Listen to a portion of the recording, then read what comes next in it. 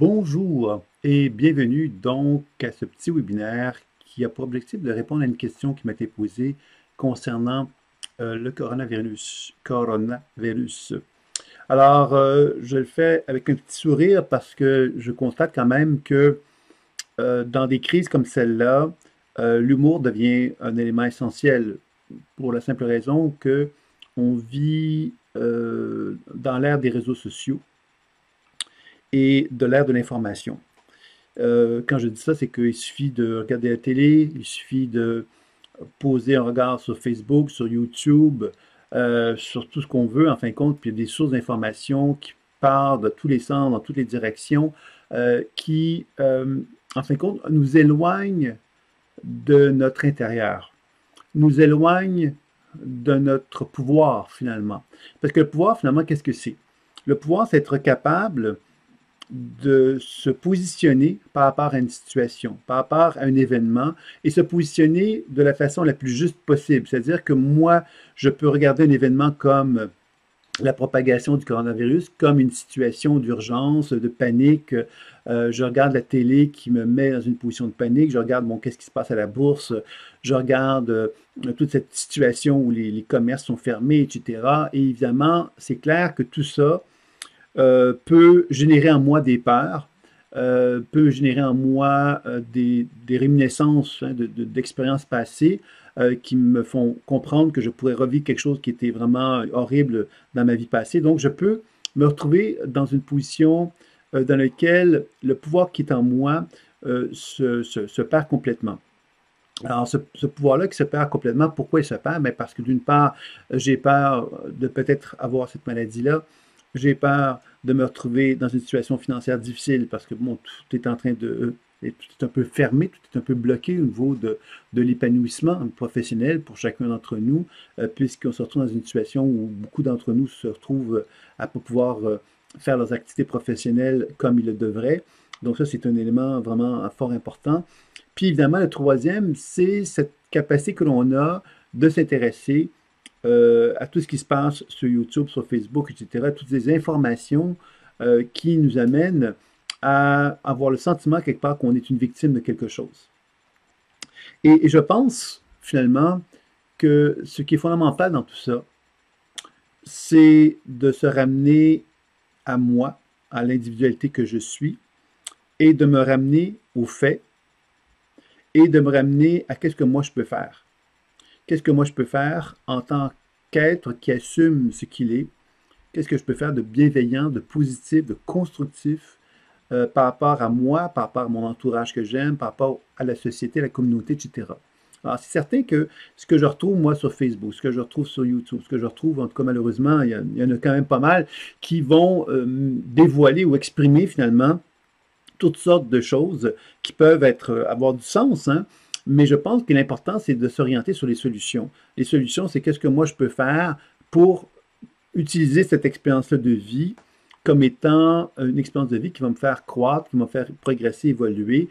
Bien sûr qu'il y a des avantages à une situation comme celle-là, on est tous d'accord là-dessus, mais si en plus de ce qui est limitatif, restrictif qui se vit, on ajoute ça à nos peurs, puis on ajoute ça à nos paranoïas, puis on ajoute ça à plein, plein, plein de choses qui nous éloignent de ce pouvoir qu'on a en soi, mais c'est évident on perd quelque part le sens de notre capacité à être créateur. Créateur, ça veut dire quoi? Ça veut dire être capable de s'adapter à une situation, quelle qu'elle soit, et d'utiliser cette situation-là comme une situation de croissance, qui va me donner l'opportunité, moi, de faire quelque chose que je n'avais pas fait auparavant et qui va me permettre donc de progresser, d'évoluer. Ça, c'est une chose qui concerne mon individualité. Ensuite, il y a la croissance, de quelle façon je peux faire croître ma collectivité, c'est-à-dire les gens qui sont autour de moi, par exemple ma famille. Qu'est-ce que je peux faire? Moi, profiter de cette occasion, c'est peut-être une occasion pour faire des choses que je n'ai peut-être pas fait avec ma famille, qui me permettraient de lui exprimer quelque part l'amour, la gratitude, etc., que je peux avoir envers elle. L'autre élément aussi qui est fondamental, c'est de quelle façon que je peux mieux servir la collectivité, donc la société, en cherchant à manifester des actions qui vont permettre justement à tendre la main vers la collectivité. Sachant que si on regarde malheureusement beaucoup d'informations qui circulent actuellement sur le net, on voit bien quelque part que beaucoup de gens tendent vraiment à vouloir construire quelque chose qui est de l'ordre de la souffrance, de la douleur, de la restriction, de la catastrophe. Il y a plein d'informations qui nous laissent croire plein de choses. Et que si on commence à nourrir finalement ces pensées-là, qui ne sont pas les pensées qui sont objectives, je tiens à le dire, hein, parce que quand on se met dans une position de verticalité et qu'on assume à quelque part qui l'on est, ben on reconnaît quelque part que ce qui est en train de se vivre a un sens. Un sens là, il faut faire attention au sens qu'on va donner aux choses. Hein, je sais qu'il y a des gens qui vont nous dire, ah ben c'est les francs-maçons. Il y en a qui vont me dire, ah, c'est un gouvernement secret, un gouvernement caché, c'est des enjeux à quelque part de divers pouvoirs politiques, etc. Bon, il y a plein de choses qui sont dites comme ça. Et il est intéressant d'émettre ces hypothèses-là, bien sûr. Hein, je dis que ce sont des hypothèses. Les hypothèses, ça veut dire quoi? Ça veut donc dire quelque part qu'il faut vérifier les sources. Il faut vérifier quelque part qu'est-ce qui est dit avant de se laisser prendre par ça. Parce qu'il faut comprendre que nous, en tant qu'êtres humains, nous avons été, nous venons de loin. Hein? C'est-à-dire qu'au tout début des temps, l'être humain a développé quelque part des habiletés à survivre sur Terre. Hein? Et aujourd'hui, on est dans une ère de la société où cette notion de survie a pris un autre sens. C'est-à-dire qu'on a un certain confort, hein, moyennant de l'argent, on est d'accord. Mais on a tous un confort relatif. Et ce confort relatif nous permet justement aujourd'hui de poser notre attention vers ce qui n'est pas concret et réel. Et ça, c'est vraiment l'ère de l'Internet. L'ère de l'Internet, c'est quand je dis que c'est pas concret et réel, c'est qu'on commence justement à pouvoir se faire aller la tête et se construire plein d'informations qui ne sont pas reliées à la réalité. Et quand je dis pas reliées à la réalité, je ne dis pas que c'est faux tout ça.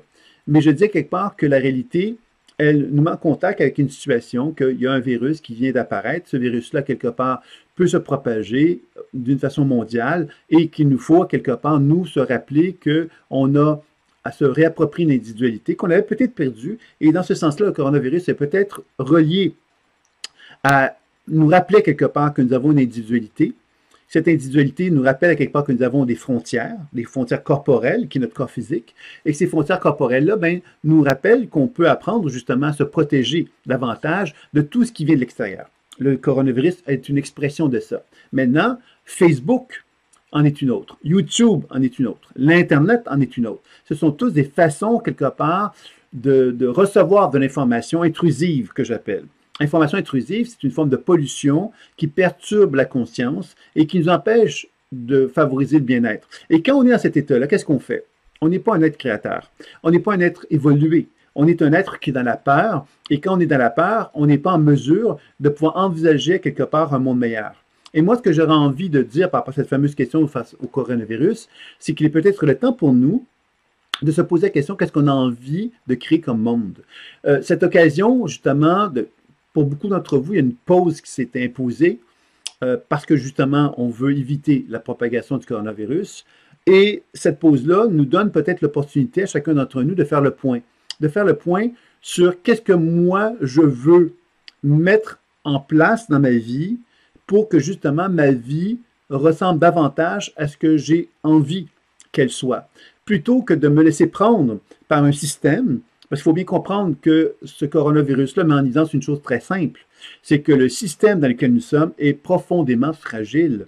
Alors qu'on a l'impression qu'à travers les temps, on a construit quelque chose de wow, de solide. On est de la matière, on a construit des choses, des villes, etc. On est wow. Alors que finalement, il suffit de bien peu de choses, mais vraiment bien peu de choses, pour remettre en question tout ce système-là.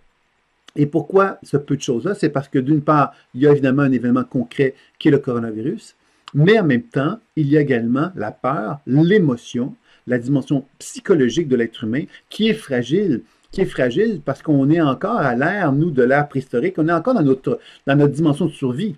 On n'a pas encore développé ce que moi j'appelle la société nouvelle. La société nouvelle, de plus en plus, les neurosciences mettent en évidence que c'est relié au développement du cerveau frontal. Et ce cerveau frontal-là, justement, il se développe à travers la méditation, il se développe à travers l'intelligence émotionnelle, il se travaille à travers la cohérence cardiaque, il se développe à travers, justement, la pleine conscience intuitive, c'est-à-dire toutes ces habiletés-là, finalement, qui nous amènent à redonner du pouvoir à notre monde intérieur, puis justement se rappeler quelque part que ce monde intérieur qui est en soi, ben lui, il est pollué de plein de choses présentement qui ne m'appartiennent pas. D'accord? Et pourquoi je dis ça ne m'appartient pas? C'est que socialement, je suis né avec, je suis né, j'ai une famille qui m'a donc transmis un certain nombre de choses, des valeurs, etc. J'ai une éducation. J'ai quelque part appris à vivre dans une société qui m'a donc reflété un certain nombre d'informations, qui m'a également pollué à quelque part intérieurement. Puis aujourd'hui, je me retrouve adulte et je me retrouve finalement confronté à plein de sources d'informations qu'on pourrait presque dire d'une façon gratuite, hein. C'est-à-dire que c'est online constamment. Je peux aller sur YouTube, je peux aller sur Facebook, je peux aller sur tous les autres réseaux d'informations que je veux. Et j'ai plein d'informations qui me sont données, qui vont dans tous les sens, dans toutes les directions. Alors, tout ça, finalement, m'amène, moi, en tant qu'être humain, à perdre, à quelque part, complètement ma connexion avec mon être profond, parce que, justement, cet être profond n'est plus, je ne peux plus l'entendre. Je ne peux plus l'entendre, mais parce que, justement, toutes les peurs que les gens ont, ben, il y a quelque part, ils vont les vomir dans diverses sources d'informations, que ce soit par Internet, de toutes les sources qu'on peut imaginer. Et ça va faire que moi, en tant qu'être humain, j'ai beau essayer de m'écouter, si je commence à être attentif à toutes ces sources d'informations-là, je deviens complètement happé par résonance avec les peurs et les angoisses que tout le monde me fait vivre. Donc, ça veut donc dire que je deviens porteur, non pas seulement d'un virus, un coronavirus, hein, mais je deviens quelque part porteur d'un élément de peur qui vient perturber quelque part ma propre vision de la situation et de la réalité.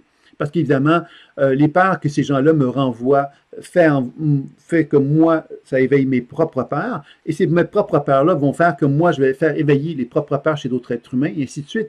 Donc, on est en train de créer quelque part une situation où la peur devient plus importante que le coronavirus, en fin de compte. Et que les actions qui sont faites autour de ça, bien évidemment, sont produites par une espèce d'égrégore de peur qui fait que, par exemple, la bourse, finalement, elle s'est effondrée. Pourquoi elle s'est effondrée? Hein, y avait-tu raison de s'effondrer?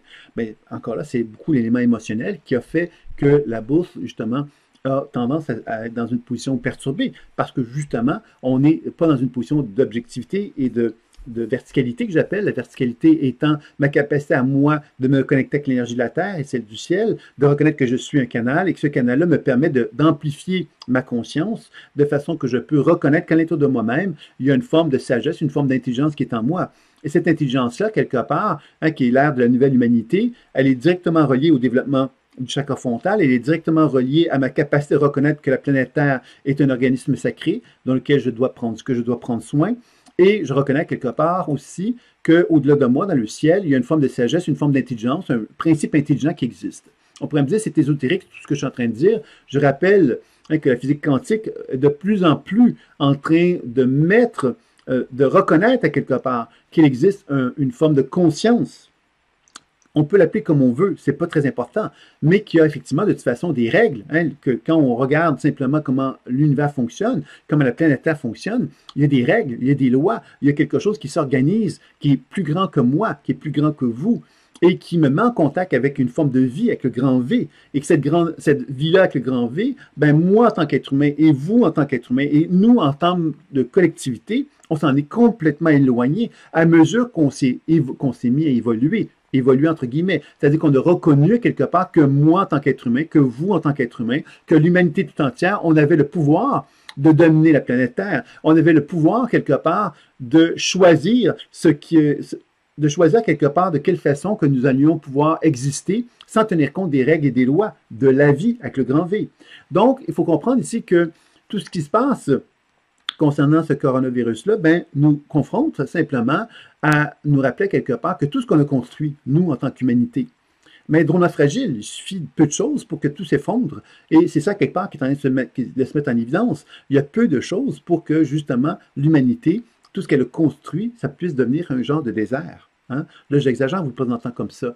Mais je veux vous faire comprendre que la seule chose qui nous reste en tant qu'être humain, c'est ce qui se passe à l'intérieur de soi, c'est-à-dire cette capacité que j'ai de reconnaître qu'en dedans de moi, il y a une forme d'intelligence émotionnelle, de capacité quelque part de me reconnaître, de reconnaître ce qui se passe, de reconnaître mes peurs, d'apprendre à me soigner à travers ça, apprendre à reconnaître que d'autres gens peuvent avoir peur, puis apprendre à les aider à se soigner, pour qu'on apprenne tout doucement à se tendre par la main et à ne pas créer des vagues de peur, mais à créer des vagues d'empathie, de compassion et d'amour qui va faire que tous ensemble, on peut justement grandir de cette expérience-là.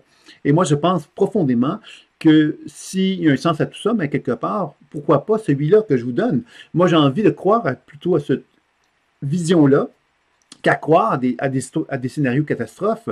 Hein, il faut se rappeler quelque part que l'effet placebo, on en parle régulièrement. On pourrait parler de l'effet nocebo. L'effet placebo, c'est ma capacité à moi de, par exemple, prendre une pilule de sucre et être convaincu que cette pilule de sucre va me faire du bien par rapport à une maladie que j'ai, puis de constater effectivement qu'il y a un pourcentage très élevé qui va avoir ça va vraiment avoir un impact sur ma santé, même si c'est un bonbon de sucre. La foi, la croyance que j'ai a un impact réel. Et les pharmaceutiques ont de la difficulté à mettre en évidence cette fonction-là hein, de l'effet placebo, parce que ça veut donc dire qu'on pourrait vendre des bonbons de sucre dans les pharmacies et mettre en évidence à quelque part qu'elles font soigner telle chose, puis on aurait des résultats. Alors ça, c'est quelque chose d'assez troublant. Donc l'effet placebo est extraordinaire, puis c'est quelque chose qui nous rappelle quelque part que tous ensemble, on a le pouvoir de créer un monde meilleur. Et que l'effet placebo, c'est de croire en ce monde meilleur-là et de se donner la permission de s'investir de ce monde meilleur-là. Et qu'aujourd'hui, avec une crise comme celle-là, ben, je crois que la plus belle chose qu'on peut se donner, le plus beau cadeau qu'on peut s'offrir, c'est de se donner la permission de croire en ce monde meilleur-là. Alors moi, c'est ça que j'ai envie de vous dire par rapport à cette question-là. Puis l'effet nocebo, ben, qu'est-ce que c'est? C'est cette capacité que j'ai, moi, en tant qu'être humain, d'utiliser cette foi qui est en moi d'une façon négative, en me disant quelque part ben, que je suis convaincu hein, que si je prends telle pilule, ben, ça va me faire du mal, hein, par exemple. Et à ce moment-là, ça veut donc dire quoi? Quelque part, ça veut dire que je suis en train de renverser le processus de l'effet placebo. Et qu'est-ce qu'on fait quand on est dans une position de peur, dans une situation comme celle qu'on est en train de vivre? On est en train, quelque part, de se construire, quelque part, une situation dégénérative, c'est-à-dire une situation non favorable à la vie, avec le grand V. Et à quelque part, on doit comprendre une chose ici. C'est que moi, je pense que l'être humain a une profonde culpabilité en lui d'exister sur Terre. Parce qu'il a peut-être pas la maturité requise pour reconnaître à quelque part le cadeau qui lui est donné. Le cadeau qui lui est donné, c'est la vie. La vie, c'est quelque chose de grandiose. C'est quelque chose de merveilleux, tout comme la planète Terre est un organisme vivant qui est merveilleux, qui manifeste à tous les jours cette volonté de vivre d'une façon épanouissante, à quelque part. Et que si nous, en tant qu'êtres humains, on reconnaît cette forme d'épanouissement-là que la vie nous propose, on comprend que des maladies comme le coronavirus sont peut-être des expressions de cette vie-là qui tentent justement de retrouver son équilibre. Et que nous, en tant qu'êtres humains, ben, on doit peut-être se prosterner devant cette fonction-là et se dire, mais finalement, ben, peut-être qu'il est temps hein, de comprendre ce que la vie veut nous transmettre et de se donner les moyens pour apprendre maintenant à épanouir, à s'épanouir, à trouver un sens à l'existence que nous sommes en train de nous offrir, de nous proposer. Alors, c'est ça que j'aurais envie de vous témoigner concernant donc cette question qui m'était posée sur le coronavirus, en espérant évidemment que cela puisse justement épanouir à chacun d'entre nous en profitant de cette expérience qu'on est en train de vivre tous ensemble pour grandir puis pour évoluer. Et moi, je vous dirais, ben, il y a des exercices tout simples qui peuvent être proposés. Je pense au module 1 que moi, dans mon site thérapieintuitive.com, j'ai le module 1 qui est gratuit. Donc, si vous avez envie, vous avez plus de temps, parce que vous êtes, certaines personnes d'entre vous, vous êtes un peu confinés dans vos espaces. Donc, peut-être que ce serait une occasion pour vous d'aller jeter un coup d'œil sur cette leçon-là. Si vous avez envie, je vous laisserai le site Internet avec l'adresse dans le lien qui vous permettra donc d'accéder au module 1 gratuit que vous allez recevoir en forme de leçons. Donc, ça peut vous donner l'opportunité de développer la pratique de l'enracinement, entre autres, qui est une pratique qui pourrait être favorable pour renouer contact justement avec cette paix intérieure que nous recherchons dans une situation comme celle-là. L'autre chose que j'aurais envie de vous dire, c'est que on peut évidemment aussi simplement prendre le temps de respirer dans son cœur en mettant justement cette position la problématique que l'on vit, l'angoisse, la peur, je ne sais quoi, et on respire dans notre cœur, dans le cœur pour justement avec le thème de la peur, par exemple, qui peut être présent. Alors, ça peut être une autre façon aussi de développer des prises de conscience qui peuvent nous amener justement à renouer contact avec un pouvoir. Alors là, je vous donne des exemples très simples, des techniques très simples, mais juste pour faire comprendre que la simplicité peut être justement des éléments qui peuvent nous guider, nous orienter, nous rappeler quelque part que la verticalité, c'est une position qui nous permet donc de gérer notre énergie vitale et de ne pas la projeter vers l'extérieur. Alors que quand on parle de peur, par exemple, ou des émotions de cet ordre-là, mais évidemment, qu'est-ce qu'on va chercher à faire? C'est qu'on va prendre notre peur et on va chercher à se mettre, par exemple, dans une chaîne YouTube, je ne sais quoi, et on va commencer à exprimer cette peur-là qui est en nous, on va la partager avec d'autres gens, et cette peur-là, ben, quelque part, la partageant, ben, on en arrive à se dire, OK, c'est super, partager la peur comme ça, mais qu'est-ce que ça m'apporte? Qu'est-ce que ça m'apporte que de prendre cette peur-là puis de la transmettre à d'autres êtres humains en amplifiant d'une certaine façon la peur que j'ai, puisque je la partage avec d'autres êtres humains qui, eux, vont raisonner avec moi et vont me donner une cohérence par rapport à la peur que j'ai. Et plus cette cohérence-là est là, plus évidemment, ben, quelque part, elle devient justifiée, et plus je la nourris, puis plus je l'amplifie, et ça devient un cercle vicieux. Alors, moi, je ne veux pas vous dire que ce que je vous disais, que je n'ai pas envie d'émettre des hypothèses autour du coronavirus et tout ça. Il y a plein d'hypothèses, puis il y a plein d'options possibles, j'en conviens. Mais je pense que le plus important, quelque part, c'est de constater quelque part que l'univers nous parle à travers ça. Et que si l'univers nous parle, c'est qu'on a peut-être à l'entendre. Et qu'il est peut-être le temps pour nous de développer des moyens pour commencer justement à arrêter d'être une victime de la vie, mais de se rendre compte que la vie nous parle, puis qu'on peut collaborer avec elle et on peut devenir créateur de la vie. Et dans ce sens-là, c'est peut-être une occasion pour nous de se faire une déclaration. Hein, pour ceux qui n'ont pas vu la conférence que j'ai donnée récemment, c'est une conférence qui était découvrir les cinq étapes permettant d'élever sa conscience et de devenir créateur de sa vie. C'est une conférence que je vais mettre en lien également, qui vous donnera l'occasion de découvrir, je pense, des éléments intéressants concernant ce que c'est qu'une déclaration.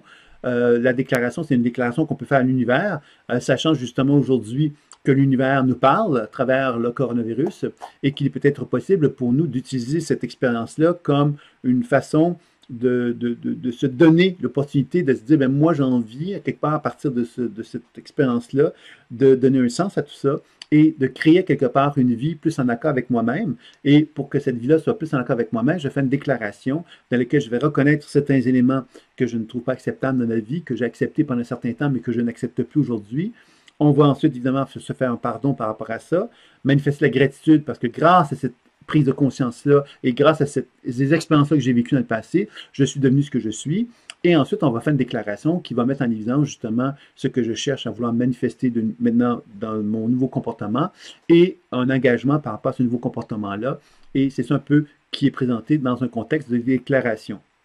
Une déclaration, bien évidemment, si vous assistez à la conférence, vous pourrez y jeter un coup d'œil et découvrir davantage ce que signifie que c'est qu'une déclaration. Ça peut être intéressant pour vous de profiter de cette occasion-là pour, pourquoi pas, hein, ouvrir la porte de son cœur à la possibilité de se dire, ben tiens, peut-être que l'univers m'a donné un message là-dedans qui me permet, moi, de retrouver un équilibre plus important dans mon être et j'ai envie de profiter de l'occasion et de manifester donc d'un pardon envers moi-même et de la gratitude envers l'univers et envers la vie et envers justement l'expression de ce qui se passe actuellement, puisque ça me donne l'occasion, moi, de me donner l'opportunité de grandir et d'évoluer.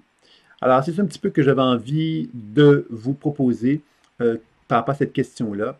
Et j'espère évidemment que cela pourra aider certains d'entre vous et même plusieurs d'entre vous et que s'il y a des questions d'interrogation, ben, je suis là pour vous, pour répondre à chacune d'elles. Alors, sous cet enregistrement-là, vous allez avoir des liens. Le lien pour le module 1 qui est gratuit, comme je vous disais tout à l'heure, un lien pour la conférence que j'ai présentée, et puis également un lien qui vous proposera donc un programme d'enseignement, si cela vous dit, d'élever sa conscience et devenir créateur de sa vie, à un prix assez doux, vous allez voir. Donc, si ça vous intéresse, vous avez la disponibilité de choisir l'une de ces voies-là, l'une ou l'autre de ces voies-là, pour finalement profiter de l'expérience de la vie qui s'offre à nous actuellement pour grandir, pour évoluer, pour être plus en paix avec soi-même. C'est ce que je vous souhaite, c'est ce que je me souhaite, et je vous dis à très bientôt pour une prochaine fois. Au revoir.